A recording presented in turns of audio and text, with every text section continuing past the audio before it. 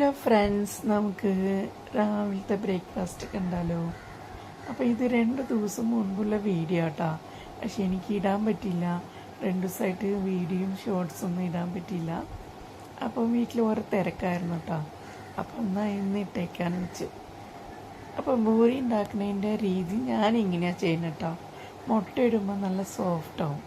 അപ്പോൾ മുട്ടയും ഉപ്പും നല്ല തിളച്ച വെള്ളവും ഒഴിച്ച് നമുക്ക് വെള്ളം പാകത്തിന് നമ്മുടെ പാകത്തിന് ഒഴിക്കണം കേട്ടോ.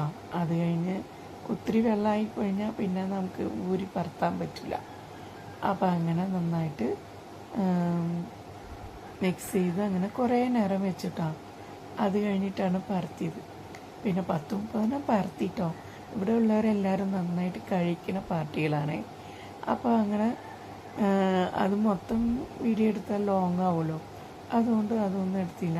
പിന്നെ ഇപ്പോൾ 2 ഞാൻ ഊരി പരത്തുന്നത് മാത്രമേ കാണിക്കുന്നുള്ളൂ കേട്ടോ. പിന്നെ അങ്ങനെ അത് കഴിഞ്ഞ് അതിനുള്ള മസാല കൂട്ടുകറി ഉണ്ടാക്കിട്ടോ. ഉരുളക്കിഴങ്ങ് നന്നായിട്ട് വേവിച്ച് വെച്ചാൽ നമ്മൾ തൊളിയോടെ അങ്ങനെ പുഴുങ്ങി വയ്ക്കുക. അത് കഴിഞ്ഞിട്ട് നമുക്കത് തൊലി പൊളിച്ച് ഉടച്ചെടുത്താൽ മതി. അങ്ങനെ കടുകും ഉഴുന്നും കൂടി ഇട്ടാൽ നല്ലതാണ്.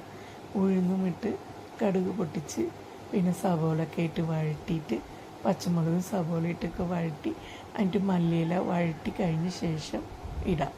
അത് കഴിഞ്ഞിട്ട് ഇച്ചിരി മഞ്ഞൾപ്പൊടി ഇട്ടിട്ട് ഇളക്കി വയ്ക്കുക. അത് കഴിഞ്ഞിട്ട് നമ്മൾ ഉരുളക്കിഴങ്ങ് വേവിച്ചത് ഉടച്ച് വയ്ക്കുക.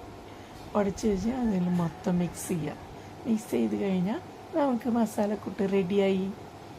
അപ്പോൾ എൻ്റെ വീഡിയോ ഇഷ്ടപ്പെടുന്ന എല്ലാവരും ലൈക്ക് ചെയ്യാനും കമൻറ്റ് ചെയ്യാനും സബ്സ്ക്രൈബ് ചെയ്യാൻ മറക്കരുത് കേട്ടോ. നിങ്ങളുടെ കമൻ്റൊക്കെ കാണുമ്പോൾ അയ്യോ ഇത്രയും പേര് കണ്ടിട്ടുണ്ടല്ലോ എന്നൊരു സന്തോഷം വരും. അപ്പോൾ ആ സന്തോഷം നിങ്ങൾ കളയരുത്. അപ്പോൾ ഓക്കെ, ബൈ. അടുത്ത വീഡിയോയിൽ കാണുന്നവരെ ബൈ, സീ യു.